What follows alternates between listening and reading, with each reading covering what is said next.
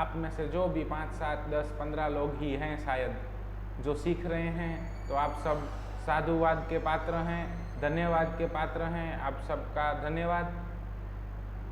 तो ये सब जो भी लेक्चर्स हैं आएंगे वो आप ही के लिए डेडिकेटेड हैं, क्योंकि बहुत कम लोग हैं जो गुरुकुल के नियमों का पालन करके सीख रहे हैं, वही सीख पाएंगे। वीडियो तो हमसे भी बहुत अच्छे अच्छे व्याख्यान अवेलेबल हैं, लीजेंड्स के भी अवेलेबल हैं, सब फ्री हैं, हर जगह पे मिल रहा है। आपके पास बुक्स भी पड़ी हैं तो उसमें से भी पढ़ा जा सकता है। कोई मेडिसिन के बारे में बताना, मेडिसिन पढ़ना कोई बड़ी बात नहीं है। अगर आप गुरुकुल के नियमों को, हमने जब आपको पहला लेक्चर लिया था उसमें समझाया था, उसके मुताबिक कार्य कर रहे हैं तो ही सीख पाएंगे।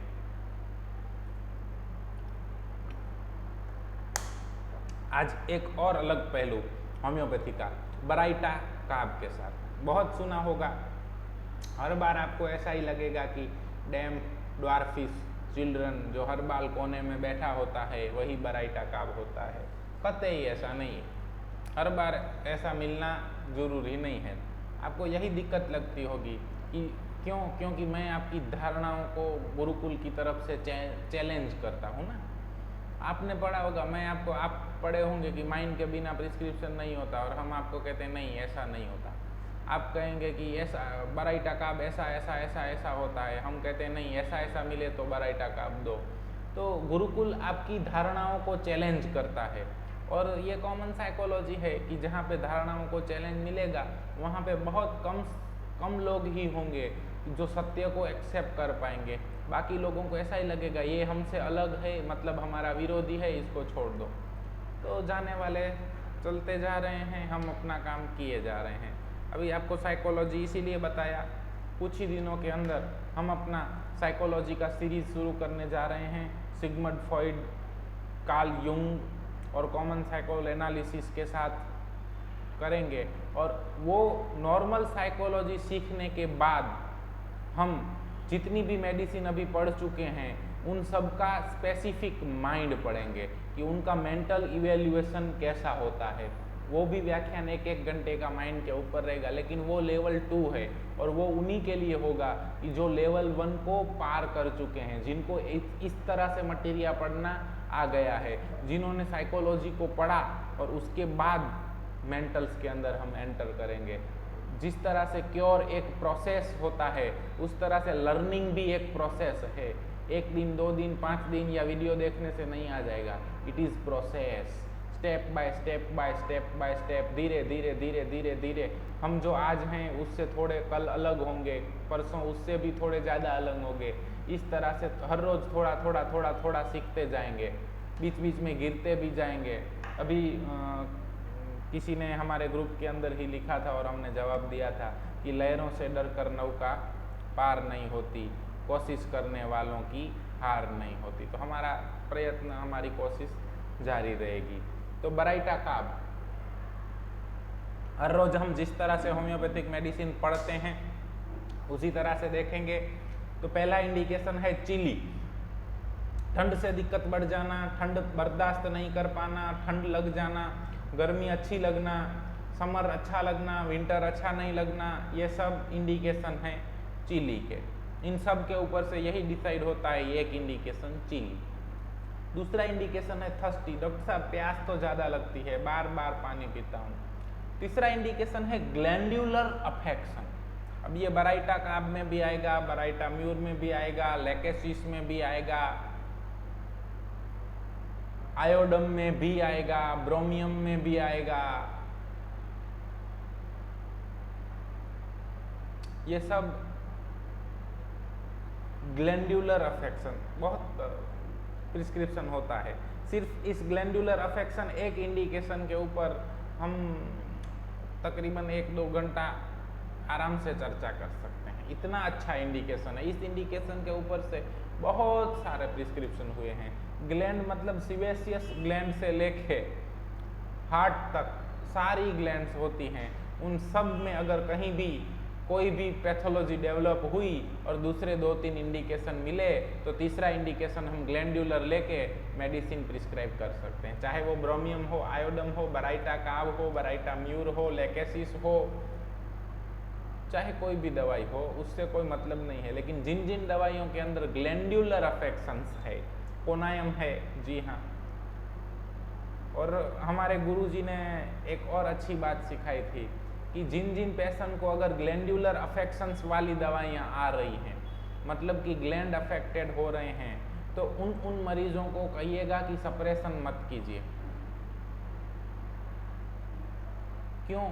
क्योंकि अभी से ग्लैंड अफेक्ट हो रहे हैं। 5 साल का बच्चा है, बार बार टॉन्सिलाइटिस हो जा रहा है, या तो 6, 8, 10 साल का बच्चा है और उसको बार बार हिपेटाइटिस हुआ, टॉन्सिलाइटिस हुआ, टेस्टिस में स्वेलिंग हो गया, ऑर्काइटिस हो गया, तो ग्लैंड्स अफेक्ट हो रही हैं। और आपकी दवा कोनायम आई, चाहे बराइटा आई, चाहे ब्रोमियम आई, इस तरह की ग्लैंड्यूलर मेडिसिन आई, तो उस मरीज को वहाँ से सचेत कीजिए कि आप अपने जीवन के अंदर बने उतना कम सप्रेशन कीजिए। क्यों? क्योंकि सप्रेशन लीड टू मायाज्मेटिक सेंसिटाइजेशन, और अगर मायाजम सेंसिटाइज हुआ तो अभी जो ग्लैंडुलर अफेक्शन सोरिक हो रहा है वो शायद साइकोटिक या सिफिलिटिक या सोरोसाइकोटिक से सोरोसिफिलिटिक होएगा, और उनको फ्यूचर में शायद अगर फैमिली हिस्ट्री है तो कार्सिनोमा की संभावना मिल सकती है। जितनी भी ग्लैंडुलर मेडिसिन देखिएगा, स्लो एंड इंसीडियस प्रोग्रेस होगा। ये सब हमारी प्रैक्टिस के अनुभव हैं, बाकी सब आपको बुक्स में मिल जाएगा। ये अनुभव है जो हम आपके साथ बांट रहे हैं, और हमारा यही इरादा है कि ज़्यादा से ज़्यादा लोगों के साथ हम अपना एक्सपीरियंस बांटें, ज़्यादा से ज़्यादा लोग होम्योपैथी करें और ज़्यादा से ज़्यादा लोग होम्योपैथी लें। लेकिन वो बोलते हैं ना, मुफ्त वाले कोई कुछ कीमत नहीं होती। कोई दिक्कत नहीं है, हम एक बंदा भी सीखेगा तो भी हमारे लिए अच्छा है, और कोई भी नहीं सीखा तो हम तो सीख ही रहे हैं। हम गुरुकुल के 5 लोग हैं, वो तो इवॉल्व हो ही रहे हैं, उसमें कोई दिक्कत नहीं है। तो ये ग्लैंडुलर अफेक्शन, अब क्या होएगा कि ग्लैंडुलर अफेक्शन मतलब उनको ग्लैंड का अफेक्ट होने का टेंडेंसी है, बार बार होएगा, तो क्या होएगा, बार बार इन्फ्लामेशन होता है, बार बार इन्फ्लामेशन होता है, वो ग्लैंड थक जाता है। अल्टीमेटली वहाँ पे क्या होएगा, सेल चेंज हो जाएगा। कौन सा सेल आएगा? मदर सेल, और बहुत ज़्यादा प्रोलिफरेशन ऑफ सेल्स होगा, जिसको हम बोलते हैं ट्यूमर्स। बिनाइन भी हो सकता है, मैलिग्नेंट भी हो सकता है। So with homeopathy you can abort the disease. ये होम्योपैथी है। आप अगर उनको चाहे टेंडेंसी है, लेकिन होम्योपैथी के साथ उनको ट्रीट करते हैं। होम्योपैथी का मतलब होम्योपैथी दवाइयों का यूज नहीं है, होम्योपैथिक सिद्धांतों का यूज है। उनको लॉ ऑफ सिमिलिया से, लॉ ऑफ मिनिमम से ट्रीट किए जा रहे हैं, कहीं पे भी सप्रेशन नहीं हो रहा है, अच्छी जिंदगी जी रहे हैं, तो उनका जो टेंडेंसी है कि उनको भविष्य में कार्सिनोमा डेवलप हो सकता है, वो अबॉर्ट हो जाएगा। So aphorism number 4, you are preserver of health. Homeopaths are preserver of health. So इस तरह से हमें हेल्थ को प्रिजर्व करना है। ये होम्योपैथी की ताकत है, ये इंडिकेशंस की ताकत है, ये अनुभव है, ये गुरु शिष्य परंपरा है। हमें अपने गुरु के पास से मिला है और हम आपके साथ बांट रहे हैं। कोल्ड ऑफेंसिव फुट स्वेट, बहुत पसीना, डॉक्टर साहब इसका पूरा चप्पल भीग जाता है। आप देखो इसके पैर कितने ठंडे ठंडे हैं, और ठंडा ठंडा पसीना होता है और बहुत बास आती है। डॉक्टर साहब मैं तो है ना शूज़ पहन ही नहीं पाता हूँ, अगर शूज़ पहने ना तो फिर निकाल नहीं सकता, क्योंकि पूरे इतना पसीना होएगा कि बात ही मत पूछिए, और बहुत बास आता है। So cold offensive foot sweat मिला, और डॉक्टर साहब मुझे बार बार टॉन्सिल हो जाता है और मैं चिली हूँ। 3 इंडिकेशन मिले, वहाँ पे बराइटा का प्रिस्क्राइब की जा सकती है। कोल्ड ऑफेंसिव फुट स्वेट है, डॉक्टर साहब मेरे को है ना 3री बार जॉन्डिस हुआ है, पानी तो बहुत पीता हूँ, बात मत पूछिए, और बार बार टॉन्सिलाइटिस हो जाता है, या तो बार बार सर्दी जुकाम हो जाता है। 4 इंडिकेशन मिले, वहां पे बी बराइटा का प्रिस्क्राइब किया जा सकता है। डॉक्टर साहब मेरे को है ना, देखिए ना ये कैसे एक्ने हो गए हैं, आपने देखा, ओ हो, there is inflammation of sebaceous gland, acne vulgaris, बहुत पूरे बॉडी पे, बैक पे, चेस्ट पे, मुंह पे, नेक पे, सभी जगह एक्ने हो रहे हैं। इसके अलावा और कोई दिक्कत, और तो कुछ दिक्कत नहीं है, बार बार सर्दी जुकाम हो जाता है, और आपके कितने फ्रेंड्स हैं? डॉक्टर साहब इसके कोई फ्रेंड्स नहीं है, अब कहीं भी खेलने भी जाए तो अकेला अकेला बैठा रहता है। बस 3 इंडिकेशन मिले तो उस एक्ने में बी बराइटा काप दिया जा सकता है। पता चला, इंडिकेशंस मिलने चाहिए। Cold clammy feet, making the toes and soles sore, tendency to catch cold with inflammation of tonsil. Tonsil एक ग्लैंड है, यानी फिर से वो ग्लैंडुलर अफेक्शन आया।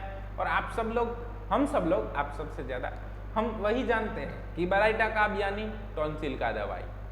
ऐसा नहीं होता है मित्रों, किसी भी ग्लैंड का अफेक्शन हुआ हो वहां पे बराइटा काब प्रिस्क्राइब किया जा सकता है। आपके पास एक मरीज आया, डॉक्टर साहब बचपन में टॉन्सिल का बहुत दिक्कत था, बार बार टॉन्सिल हो जाते थे, फिर टॉन्सिलेक्टोमी हो गई, उसके बाद 4-5 बार जॉन्डिस हो गया, उसके बाद जवानी आई तो खूब एक्ने वल्गारिस हुए, उसके बाद क्या हुआ, उसके बाद डॉक्टर साहब मेरे को थायराइड के अंदर ट्यूमर हो गया, उसका भी ऑपरेशन करवा लिया, और अब है ना मेरे को कार्डियोमेगाली हो रहा है। तो उस कार्डियोमेगाली के अंदर भी अगर मरीज चिली है, थस्ती है, कोल्ड ऑफेंसिव फुट स्वेट या टेंडेंसी टू टेक कोल्ड मिलता है तो वहां पे भी बराइटा काब प्रिस्क्राइब किया जा सकता है। ये होम्योपैथी है दोस्तों, ये एक लेवल है होम्योपैथी का। जरूरी नहीं है कि हर बार पूरा पिक्चर मिलना चाहिए, वो अलग वे है होम्योपैथी का। हम किसी को क्रिटिसाइज नहीं कर रहे हैं, लेकिन जो भी करो तहे दिल से, पूरे दिल से करो। आपको वो आना चाहिए। आपका जो भी मास्टर है वो जिस तरह से सोचते हैं उस तरह से आपको सोच आपकी डेवलप होनी चाहिए। हम वही प्रयत्न कर रहे हैं कि हम सब की सोच मास्टर हनीमैन या बोनी गुसेन की तरह डेवलप हो। Swelling and induration of the gland, आया इंड्यूरेशन ऑफ द ग्लैंड, कहीं पे भी अगर ग्लैंड का इंड्यूरेशन है, हार्डनेस ऑफ ग्लैंड है, चाहे बिनाइन है, चाहे कार्सिनोमा है, चाहे मिनिग्नेंट है, कुछ भी है, अगर swelling and induration of gland है, दूसरे 2, 3, 4 इंडिकेशन मिलते हैं तो वहां पे भी बराइटा काब सोचा जा सकता है। हमने एक कौन सा ग्लैंड आता है यहाँ पे, लाड़ ग्रंथि,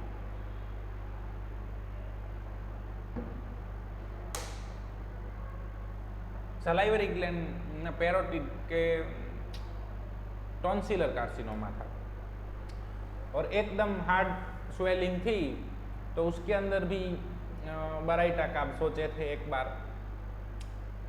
तो ये बराइटा काब है, बहुत सुंदर मेडिसिन, बहुत मजा आता है। हमारा जो लक्ष्य है, हमारा जो गोल है, हमारा जो इंटेंशन है वो यही है कि ज़्यादा से ज़्यादा प्रिस्क्राइबर पैदा हों और ऐसे प्रिस्क्राइबर जो ज़्यादा से ज़्यादा सिमिलिमम प्रिस्क्राइब कर सकें। हमें एपोरिज्म 1 के फुटनोट की तरह कोई थियरियाँ बनाने में इंटरेस्ट नहीं है, ये हमारा कोई नया मेथड नहीं है, बस यही हम होम्योपैथी है जो हम समझे हैं, हम आप तक पहुँचा रहे हैं। Slightest exertion makes him tired and sleepy, थोड़ा बहुत कुछ भी काम करता है और सो जाता है, मैं बहुत थक गया। डल, कॉम्प्रहेंसिव, स्टूपिड एंड चाइल्डिश, डल है, उसको जल्दी से कुछ पता नहीं चलता, चाइल्डिश नेचर है, टिमिड है, टिमिड बेजफुल मतलब टिमिडिटी मतलब वो अपनी विल को जाहिर नहीं कर सकता कि मेरे को ऐसा करना है, दूसरे जो भी कहेंगे वो एक्सेप्ट कर लेगा।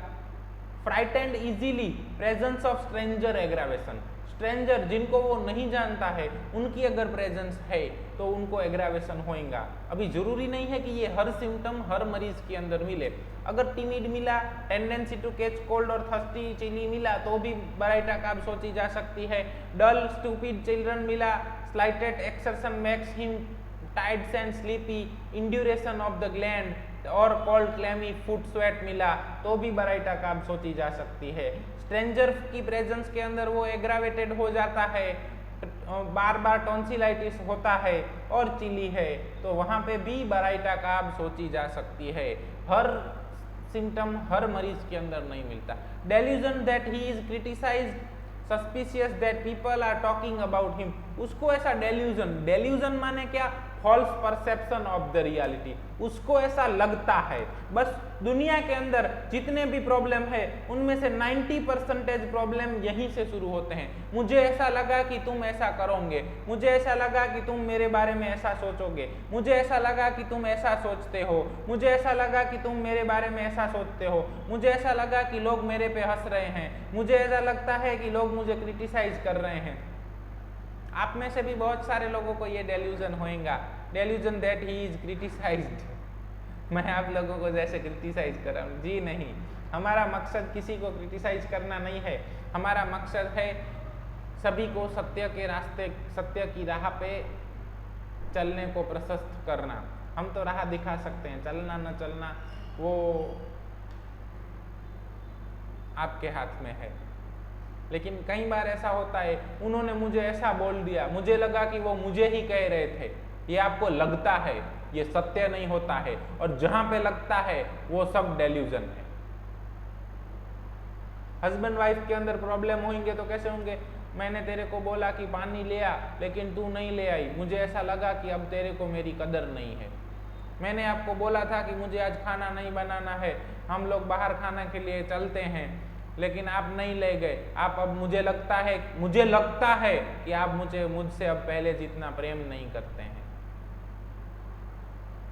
इसी तरह मदर फादर और चिल्ड्रंस के बीच, मैंने पापा से मांगा कि मुझे वो वाली बुक दिला दो, मुझे वो वाला टॉय दिला दो, लेकिन पापा ने मुझे नहीं दिलाया। पापा मुझे प्यार नहीं करते हैं। क्यों? ये सब डेल्यूजन है। मुझे लगता है कि पापा मुझे प्यार नहीं करते। मैंने मम्मी को बोला कि मुझे आज ये खाना है, लेकिन मम्मी ने मुझे नहीं बना दिया। और परसों मेरी सिस्टर ने बोला था कि मुझे बटेका पौवा खाना है, तो मम्मी ने उसको तुरंत बना दिया था। मुझे लगता है कि मम्मी मुझसे कम प्यार करती है। लगता है, जो लगता है वो डेल्यूजन है। और वहीं से रिलेशन खराब होने की, स्ट्रेस आने की, जो भी, इवन हम तो ऐसा कहेंगे कि डॉक्टर जेटी कैंट कहते हैं कि disease start from polluted thoughts, और वो पॉल्यूटेड थॉट्स ऐसे होते हैं। हमने सर के पास केस लेके गए, लेकिन सर ने तो है ना माइंड देखा ही नहीं, सिर्फ hot and chilly, desire, aversion के ऊपर ही मेडिसिन दे दिया। हमें लगता है कि सर प्रिज्यूडाइज्ड हैं। सर हैं कि आपको लगता है? जहां जहां आपको लगता है वो डेल्यूजन है। हर बार मैं अच्छे से केस लेके जाता हूं, लेकिन सर देखते ही नहीं, मेरे पे ट्रस्ट ही नहीं करते हैं। सर है ना मेरे बारे में गलत सोचते हैं। लगता है, जहां जहां लगता है वो सब डेल्यूजन है, और दुख की शुरुआत वहीं से है। इसी के लिए क्या करना चाहिए? जो भी लगता है सामने वाले से बात कर लो।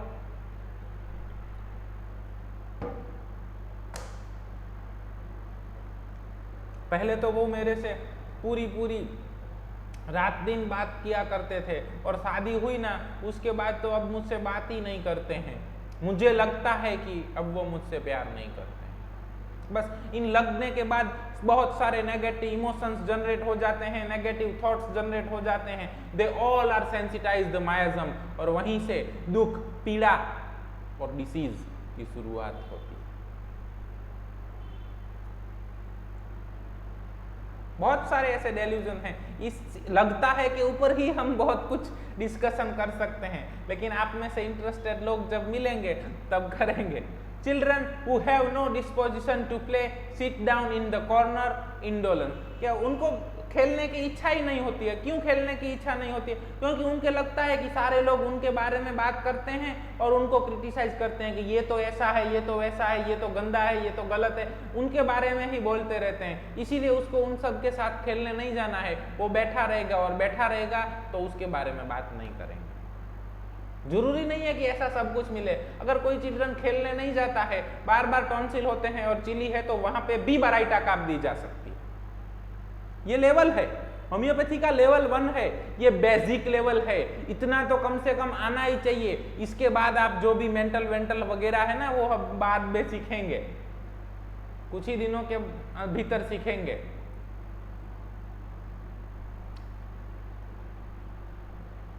Modalities: aggravation from company, presence of stranger, cold damp air, heat of sun, मुझे बार बार सिर दर्द होता है, मुझे बार बार टॉन्सिल हो रहे हैं, और अगर मैं सनलाइट के अंदर जाता हूं ना तो मेरे को सिर दर्द हो जाता है। अब हर बार सनलाइट के अंदर सिर दर्द हो जाना नेट्रम म्यूर नहीं होता है, ये बात हमें दिमाग में से निकालनी है, और हम आपकी जो भी धारणाएं हैं उनको चैलेंज करेंगे, और इसीलिए आपको तकलीफ होगी, आपको दिक्कत होगी,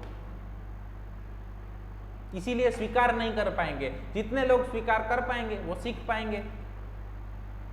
कोल्ड डैम्प एयर के अंदर भी एग्रावेशन होता है, बार बार अगर डॉक्टर साहब क्या बताएं, थोड़ा भी बेज वाला वातावरण आ जाता है, आनंद में मेरे को कुछ नहीं होता है, मैं मांडवी जाता हूं ना तो मेरे को तुरंत टॉन्सिलाइटिस हो जाता है, तो वहां पे बी बराइटा काब सोची जा सकती है। आफ्टर मेंसिस, मेरे को हर बार मेंसिस के बाद ही माइग्रेन का अटैक आता है, मैं चिली हूं, बचपन में मुझे बार बार टॉन्सिलाइटिस हो जाता था। तो 3 इंडिकेशन मिले, उस माइग्रेन के अंदर बी बराइटा का प्रिस्क्राइब किया जा सकता है। This is the beauty of the homeopathy, ये होम्योपैथी है। लेकिन पता नहीं हम सब लोगों को वही लगता है कि जो लोग डीप में जाके करते हैं, जो लोग 3-4 घंटे का केस लेते हैं, जो लोग माइंड के अंदर जाते हैं, जिन लोगों का मेंटल इंटरप्रिटेशन अच्छा होता है, वही अच्छी होम्योपैथी कर पाते हैं। ऐसा होता है क्या? Homeopathy is science of similarity which based on the law of similarity, similia similibus curantur। आपको चाहे पर्टिकुलर सिम्टम मिले, चाहे मेंटल मिले, चाहे जनरल मिले, सिम्टम कोई भी हो, अगर वो क्वालिफाइड हैं, PQRS हैं, सिम्टम निकालना मेन थिंग है।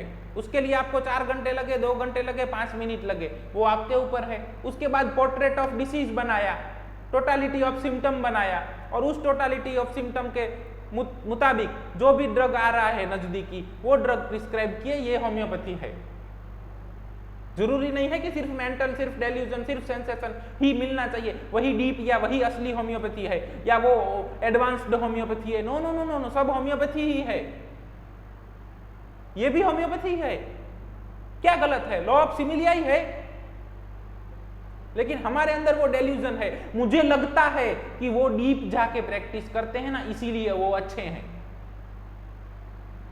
मुझे लगता है कि डॉक्टर साहब तो है ना सिर्फ hot and chilly, desire, aversion के ऊपर ही प्रैक्टिस करते हैं, 2-3 सिम्टम लेते हैं, तो इनका होम्योपैथी बकवास है। ये सब हमें लगता है, ये लगता है, वो सब डेल्यूजन है। हम उसको सत्य जानने का प्रयत्न नहीं कर रहे हैं, हम कोई सीखने का प्रयत्न नहीं कर रहे हैं, हम तुरंत जजमेंटल बन जाते हैं और हमें लग जाता है। हनीमैन साहब एपोरिज्म नंबर 6 के अंदर कंडेम करते हैं, जब भी आपको कुछ भी लगे एपोरिज्म 6 पढ़िए। हमारा एपोरिज्म 6 का व्याख्यान यूट्यूब के ऊपर उपलब्ध है, देख सकते हैं।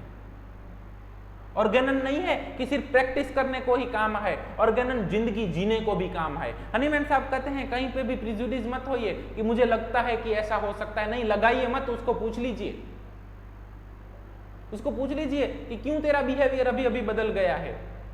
शादी से पहले तो तुम मेरे लिए हर रोज गुलाब लाते थे और अब क्यों नहीं लाते हो? क्लियर कर लीजिए ना। मम्मी मैं सिस्टर ने तेरे को बोला कि बटा का पवा बना दे तो तूने उसे बना दिया, मैंने तेरे को बोला तो तूने मुझे नहीं बना दिया, क्यों? तो मम्मी आपको समझाएगी कि बेटा तूने मेरे को बोला, लेकिन उस दिन मेरे को बहुत सिर दर्द था, मैं उठ नहीं सकती थी, तो मेरे से नहीं बना।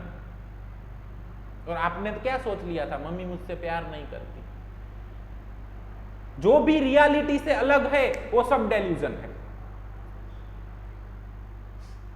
पता चल रहा है? समझ आ रहा है? रियलिटी क्या थी?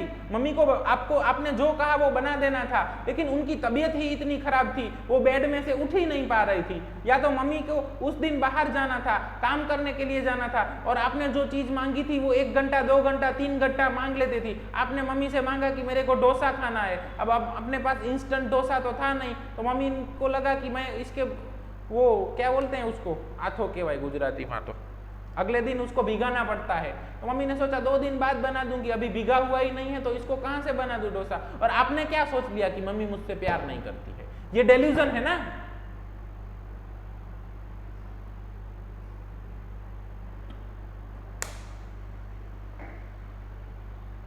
इस तरह से हम आपको हर केस के अंदर दिखा सकते हैं कि हम अपने प्राइवेट लाइफ के अंदर, पर्सनल लाइफ के अंदर, प्रोफेशनल लाइफ के अंदर हर जगह डेल्यूजन से ग्रस्त हैं।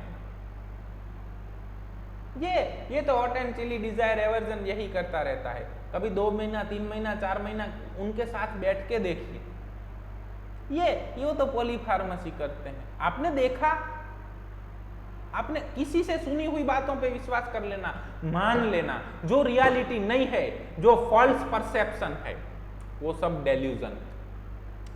चलिए बहुत हो गया डेल्यूजन के ऊपर।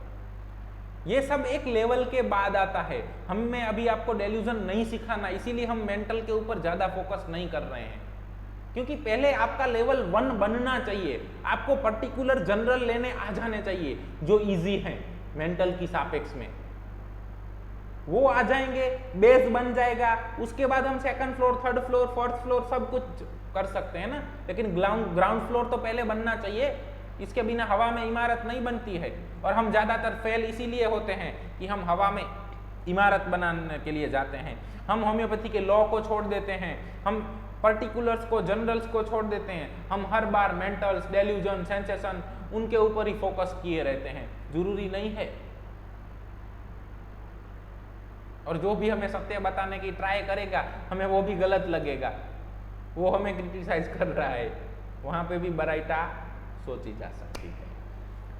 वॉशिंग अफेक्टेड पार्ट्स, जब भी डॉक्टर साहब ये दाद हुआ है, पहले मुझे टॉन्सिल भी बहुत होता था, ये दाद हुआ और इसको धोते हैं ना तो मुझे बहुत खुजान आती है।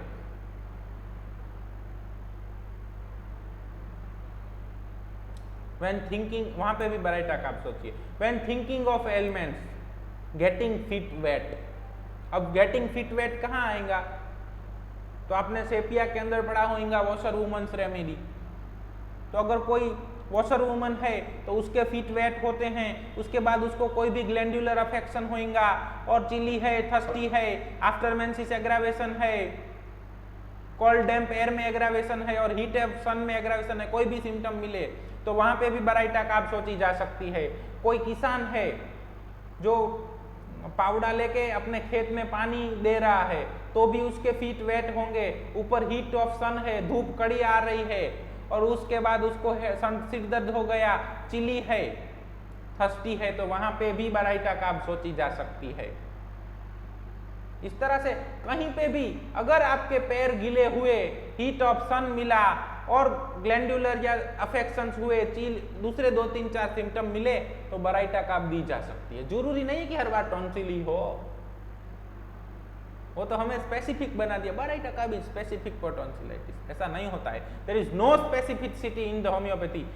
Specific medicine is for specific case, जो वो सिम्टम कवर करती हो वो।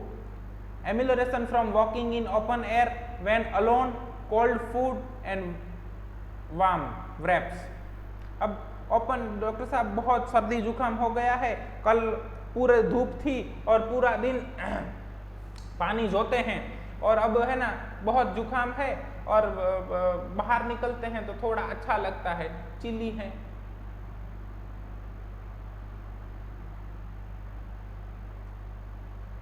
बराइटा काब दी जा सकती है। दूसरा मेडिसिन पल्सेटिला भी सोचा जा सकता है।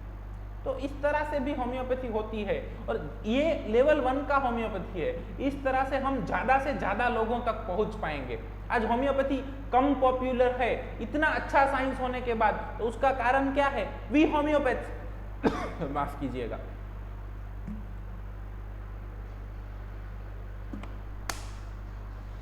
हम होम्योपैथ है ना, उसका कारण हम लोगों तक पहुंच नहीं पाते हैं। क्यों? क्योंकि हमारा प्रोसेस बहुत लेंथी है। तो हमने ये एक अलग पहलू होम्योपैथी का आपको दे रहे हैं, अपना अनुभव शेयर कर रहे हैं कि किस तरह से आप एक दिन में 50, 60, 70, 80, 100 मरीजों के साथ बातचीत करके उनको सिमिलिमम दवाई दी सकते हैं।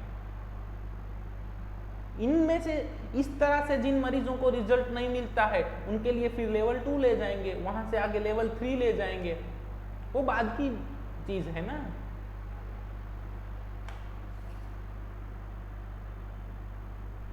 लेकिन पहले लेवल 1 तो आना चाहिए। हमारे से कफ ट्रीट होता नहीं है और बातें करते हैं कैंसर की, वही हमारा दिक्कत है। हम डेल्यूजन में ही जी रहे हैं। तो हमें नहीं करना, हमें लोगों तक पहुंचना है, ज्यादा से ज्यादा पेशेंट को ट्रीट करना है। और विथ सिमिलिमम करना है, विथ सिद्धांत करना है, होम्योपैथी के लॉ के अनुसार करना है। कॉजेशन, एंटीसिपेशन, अब टिमिड है तो एंटीसिपेशन रहेगा ही, मेरे से होएगा कि नहीं होएगा, अब क्या होएगा, अब मेरी ट्रेन छूट गई तो, अब ये हो गया तो हो, अब ऐसा हो गया तो अब क्या होगा। इमोशन, कोई भी इमोशन के बाद टिमिड है तो वो क्या होएगा, दूसरों अपनी विल जाहिर नहीं कर पाता है, बेजफुल साय है तो वो जो इमोशंस हैं उसके बाद भी उसको कोई भी दिक्कत शुरू हो सकती है। सप्रेस्ड फूड स्वेट, बहुत ऑफेंसिव फूड स्वेट था तो इसके लिए वो दवाई लिया, पाउडर लिया, उसके बाद अच्छा हो गया, लेकिन ये दिक्कत शुरू हुआ तो वहाँ पे भी बराइटा सोचा जा सकता है। ड्यूरिंग प्यूबर्टी, प्यूबर्टी के दौरान, प्रेगनेंसी के दौरान, मेनोपॉज के दौरान कोई भी दिक्कतें शुरू हो तो वहाँ पे भी बराइटा का सोचा जा सकता है। सिर्फ टॉन्सिलाइटिस के लिए नहीं है, बहुत सारे इंडिकेशंस हैं। हम तो अभी आपको जो भी ये आधा घंटा में ग्लिम्स ही देते हैं, कुछ ही इंडिकेशन हैं, लेकिन इससे बहुत ज़्यादा इंडिकेशंस हैं जो आप अपने आप बना सकते हैं। Males, flabby genitals, glandular swelling, offensive foot sweat, indurated testis. अब चाहे वो मम्स के कारण टेस्टिस इंड्यूरेटेड हुए हों, चाहे टेस्टिकुलर कार्सिनोमा के कारण टेस्टिस इंड्यूरेटेड हुए हों, और जेनाइटल्स अगर फ्लेबी हों तो वो भी बराइटा काब का इंडिकेशन है। लेकिन ऐसा नहीं है कि बराइटा काब में जेनाइटल फ्लेबी होने चाहिए या टेस्टिस इंड्यूरेटेड, नो, जो मिल रहा है उसके ऊपर फोकस करो, ये होना चाहिए ऐसा होम्योपैथी के अंदर नहीं है। पोर्ट्रेट ऑफ डिसीज बनाइए, अगर फ्लेबी जेनाइटल्स मिले तो भी बराइटा सोचा जा सकता है, ग्लैंड्यूलर स्वेलिंग मिली तो भी बराइटा सोचा जा सकता है, ऑफेंसिव फुट स्वेट मिला तो भी बराइटा सोचा जा सकता है, इंड्यूरेटेड टेस्टिस मिला तो भी बराइटा सोचा जा सकता है, और प्रोस्टेट एनलार्जमेंट मिला तो भी बराइटा सोचा जा सकता है, क्योंकि प्रोस्टेट इज अनदर ग्लैंड। तो prostate enlargement, old age, chilly और इमोशन के बाद डॉक्टर साहब क्या करें, बच्चे अब रखते नहीं हैं हमें अच्छे से, और अकेला वो वृद्ध आदमी बैठा रहता है तो उसको भी बराइटा का प्रिस्क्राइब किया जा सकता है। जरूरी नहीं कि हर बार वो टॉन्सिल वाले बच्चों में ही प्रिस्क्राइब किया जाना चाहिए। Dwindling of ovaries and mammary glands, again glandular affection, पूरा ग्लैंड कहीं पे भी हो, सेबेशियस ग्लैंड से लेके हार्ट तक। अब आपको ऐसे लगेगा हम हार्ट क्यों बोल रहे हैं, तो वो आपका स्टडी है, स्टडी कीजिएगा कि हम हार्ट को ग्लैंड क्यों कह रहे हैं। Emaciation with blotted face and swollen abdomen, emaciation है, चाहे वो ट्यूबरकुलोसिस हो, चाहे कार्सिनोमा हो, चाहे हाइपरथायरॉयडिज्म हो, कुछ भी हो, अगर इमेसिएशन होता है जहाँ पे bloated face and swollen abdomen मिलेगा तो वो भी बराइटा काब का इंडिकेशन है। Child appears both physically and mentally stunted, slow in every function slow, बोलना स्लो, चलना स्लो, आपने पूरा बात बता दिया और फिर बोलेगा हैं क्या कहा, मैं समझा नहीं, डल है, तो भी बराइटा देना है। लेकिन हर बराइटा का चाइल्ड डल होना जरूरी नहीं है। हमने ऐसे बहुत से चिल्ड्रन के अंदर बराइटा का प्रिस्क्राइब किया है।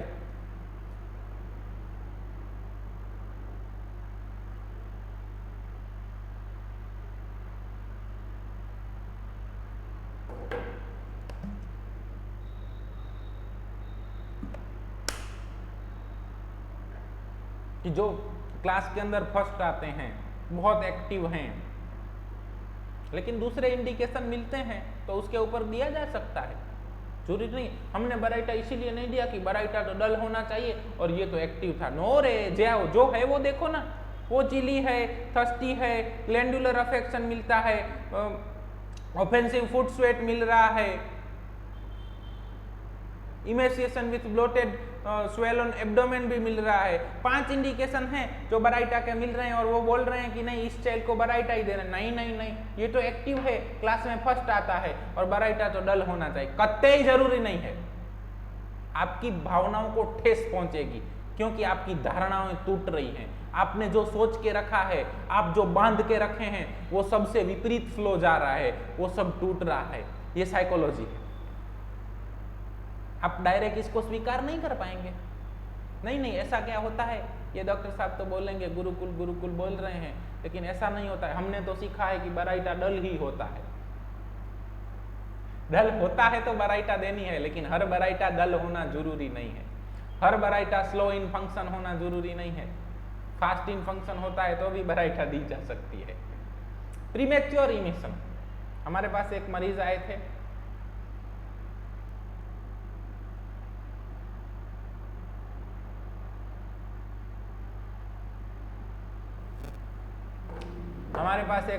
थे, इसी कंप्लेन के लिए प्रीमेच्योर एमिशन। तो हमने पूछा, हिस्ट्री लिया, तो हिस्ट्री के अंदर बहुत कुछ मिल नहीं रहा था, सिर्फ ऑफेंसिव फुट स्वेट मिला, प्रीमेच्योर एमिशन मिला और रिंकल्स ऑन फोरहेड हमारा ऑब्जर्वेशन सिम्टम था, मरीज चिली था। इन 4 सिम्टम के बेस के ऊपर हमने उनको बराइटा काब प्रिस्क्राइब किया और बहुत अच्छा है बराइटा काब के बाद।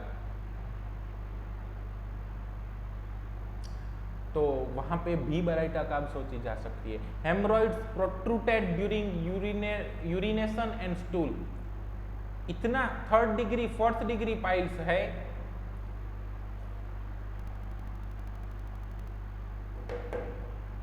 कि यूरिन करते समय भी उसको पाइल्स रेक्टम में से बाहर निकल एनस में से बाहर निकल आते हैं, तो वो बराइटा का एक इंडिकेशन है। ऐसे पाइल्स हैं, ऑफेंसिव फुट स्वेट मिला और प्रोस्टेट का एनलार्जमेंट मिला, 3 इंडिकेशन मिले तो वहां पे भी बराइटा प्रिस्क्राइब की जा सकती है। Hair loss from the crown of the head, baldness in the young people, again premature old, हमने बहुत बार डिस्कशन कर दिया है कि वो प्रीमेच्योर एमिशन हो, बाल्डनेस हो, ग्रे हेयर हो, व्रिंकल्स ऑन फोरहेड हो, चाहे अर्ली मेनोपॉज हो, वो सब प्रीमेच्योर ओल्ड एज के अंदर आएगा।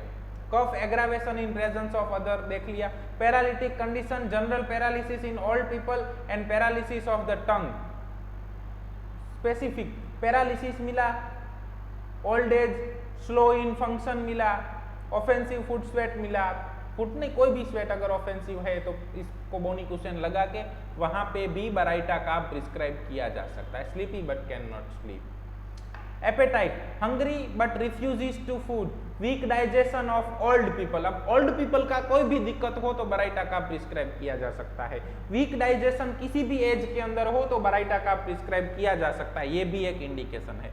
Aversion to sweet, aversion to fruit, specially plums. अब आपको एक मरीज मिला जिसको हमारा ही केस है, क्या बोलते हैं उसको, spleen, splenomegaly, sweet aversion, premature baldness, ये 3 इंडिकेशन मिले थे हमें। बस इन 3 इंडिकेशन के ऊपर हमने वहां पे भी बराइटा काब प्रिस्क्राइब किए थे और बहुत अच्छा रिजल्ट मिलता है। सोचिए इस तरह से भी होम्योपैथी होएगा। अब सबका favourite mind, Sai of stranger, जो लोग उसके फैमिलियर हैं, जिनके साथ वो हर रोज बातें करते हैं, हर रोज मिलते हैं, तो उनके साथ बहुत दिक्कत नहीं होती, लेकिन जो नए लोग हैं, जो स्ट्रेंजर हैं, तो उनसे साय हैं, उनकी प्रेजेंस में दिक्कत बढ़ जाती है, कफ बढ़ जाता है, सॉरी।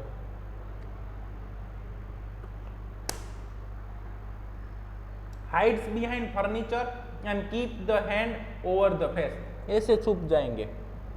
क्यों? टिमिड है, बेजफुल है, और उसको क्या डेल्यूजन है कि ये मेरे को क्रिटिसाइज करेंगे, ये सब मेरे बारे में बात कर रहे हैं, इसीलिए कॉर्नर में जाके बैठ जाएंगे।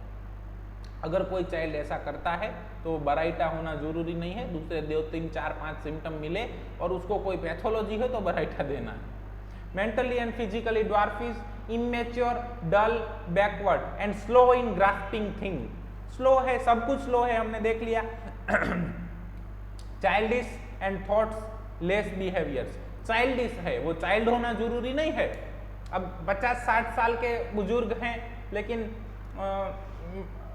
किसी को भी देखते हैं, कोई स्ट्रेंजर आता है तो ऐसे अपने सोफा के पीछे चले जाते हैं और छुप जाते हैं, तो वो भी चाइल्डिशनेस है। उनको प्रोस्टेट का दिक्कत है और हाइपरटेंशन का भी मेडिसिन शुरू है, कार्डियोमेगाली है, तो वहां पे भी बराइटा का प्रिस्क्राइब की जा सकती है।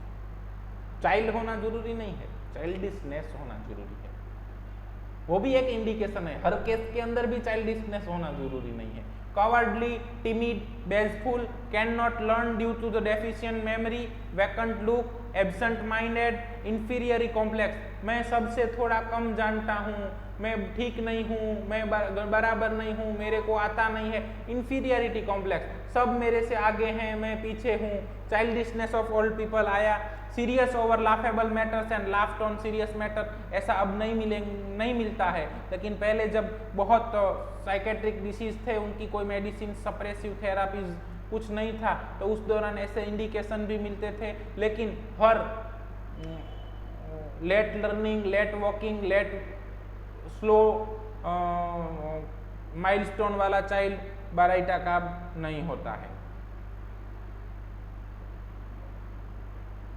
दूसरे इंडिकेशन मिलने चाहिए।